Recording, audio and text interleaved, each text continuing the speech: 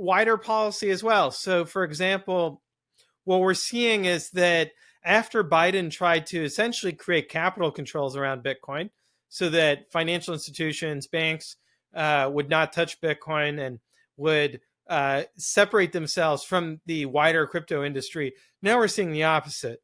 So just today, as we're recording, the Don Jr. and Eric Trump announced that they're going into a Bitcoin mining venture.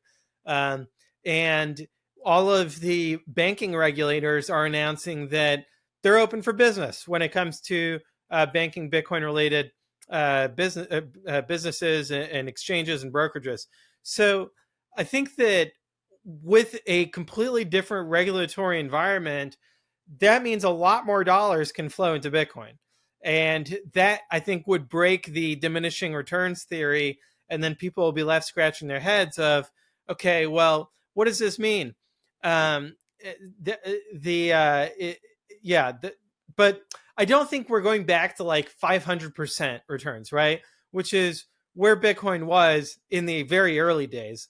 I think that's behind us. But if unless you're leveraged, right? So that's where we can talk about MicroStrategy of they have some amount of leverage where it does amplify the returns while also obviously amplifying the down draws in the bear market. So I think that's probably a way that people are going to continue to try to outperform Bitcoin by taking on leverage.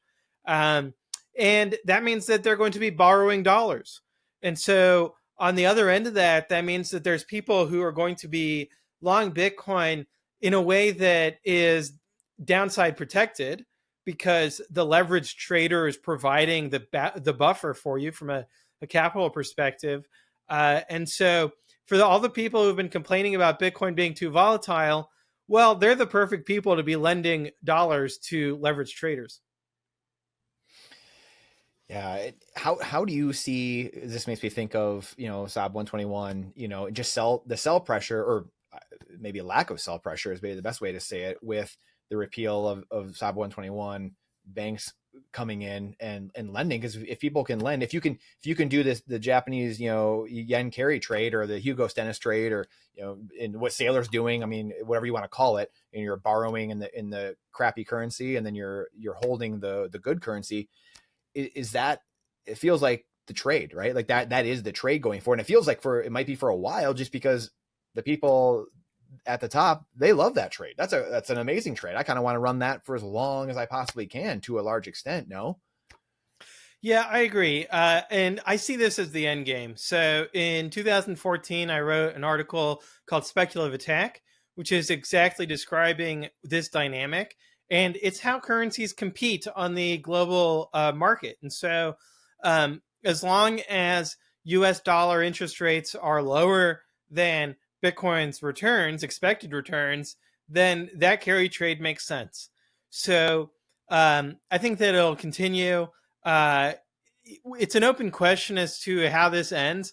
I think that eventually it just makes sense to back the dollar with Bitcoin and to say, okay, for each dollar out there, we have one Satoshi in Fort Nakamoto, which is our strategic Bitcoin reserve. And so we're going to have the dollar be 100% backed by Bitcoin. People might say, hey, look, like, isn't that just recreating the gold standard? Yes, it is, with a big caveat, which is that the Federal Reserve, when they were under the gold standard, they were only 40% collateralized. So for every dollar out there, 40% of it was in gold, 60% of it was in debt and credit.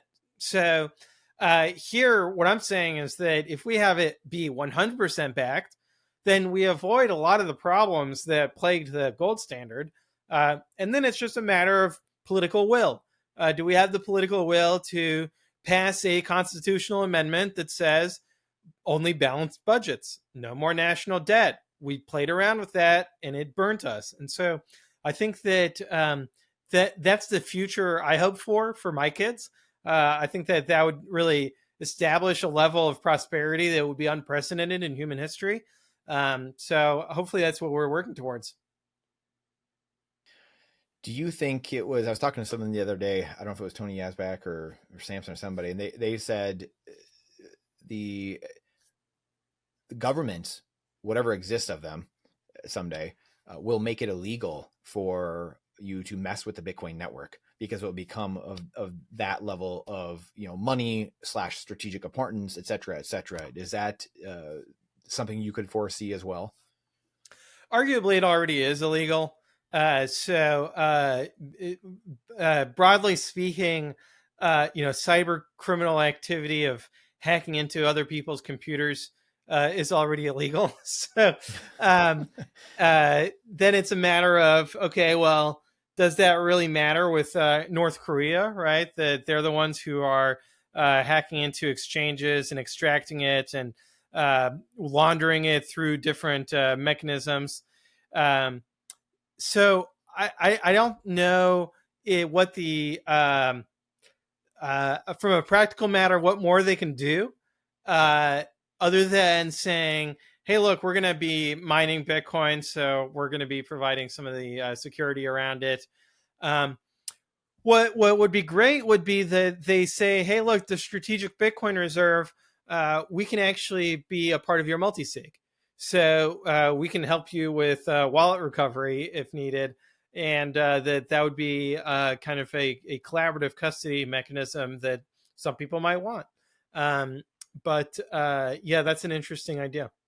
I would love for you to unpack. Right before this, we were talking about the backing the dollar with Bitcoin. I would love for you to, because I can hear people yelling at us right now. Could you unpack that a little bit more of why? Because again, a lot of people, as you know, are gonna you've had so many debates that people haven't seen Pierre debate on stages or in virtual settings like this. Go do that. Um, just great education on both sides, not just Pierre, but the people he's talking to, some really smart people. So I would love for you to unpack that more, because I think there's a lot of Bitcoiners, again, as you know, thinking, hey, Bitcoin is going to be the only thing. We want it to be the only thing. This is what's going to diminish the size of government. Uh, how do you square that circle? How do you make that make sense for the person that's saying that right now? Yeah, so I think that if you have dollars that are 100% backed by Bitcoin, Bitcoin is the only thing. And so take the win, because the alternative is to destroy the dollar. And then all the people who were dependent on that system are, essentially out of luck. And that I think that causes far more societal problems than it solves. And so I think that as Bitcoiners, we have a responsibility to find a way to gracefully transition from the old world to the new, and take responsibility for other people who, frankly, they didn't have the foresight that we had, or they don't feel comfortable with computers, right? They're not like tech savvy, and we have to respect that, and we have to think about it big picture. What kind of society do we want to live in? Do we want one where essentially the government defaults on everybody who was counting on it, or do we want to find a way to recapitalize the government with Bitcoin and to start looking at, okay, how do we move away from a Ponzi scheme like Social Security and doing that in a responsible way rather than essentially destroying it, and all those people who had built up what they thought was a nest egg, but it was actually paying off the early retirees. That we can actually have a political system that helps everyone, rather than saying, okay, well, now it's survival of the fittest, and if you didn't see this coming, too bad. So all that, because I think that we're going to have the resources to do it. It would be something else if we're all going to be in survival mode, so there's no way that we can make this work. No, I think that we're, first of all, the Bitcoin price, Bitcoin purchasing power is going to increase such that it's not really going to be, it's going to be a rounding error of helping everyone out. And then second of all is all the productivity gains from AI, right? We're going to have massive robot armies at our disposal to build the roads and to, develop infrastructure and all of this, that build housing, right? Like we don't have to have this scarcity mentality that, we have to destroy the government. Otherwise, people who are relying on it are going to continue to rely on it. is the dollar in essence UBI? Like it's just that political currency that's kind of like this bridge UBI almost, where like the people that haven't joined yet because they're doing whatever, is that's how it's kind of used in a sense. No, I don't think so. I mean, I think that it's really about the entitlements that people have essentially bought into that are dollar denominated, that those get paid out and that those have a purchasing power such that they're able to have a dignified life. Now, for everybody else, it's the case that I think the economy is going to be doing so well that it won't take a huge amount of work to have enough purchasing power to live. And so I think that a lot of purchasing power that was driven by technology deflation was siphoned off by the Cantillon effect, right? So today, people's real wages would be much higher than they are if it wasn't for the fact that the whole banking system and political system was designed to extract that wealth and give it to people in New York and DC. So if we move to a system where there's no new dollars being created, all of the existing dollars are backed by Bitcoin, and we're going forward, we're going to have no money printing, then I do think that all of the productivity gains are going to flow to people who are productive. And so there's not really going to be a need for any kind of additional entitlements or UBI type mechanisms, other than just making sure that the people who bought into the system get paid out. If you like that clip, then you definitely got to check out this next spicy clip. I think you're really going to like it. Come on, check it out. But if you want the full version, the full interview, then check that out over here. Come on, do it. I'll see you in there.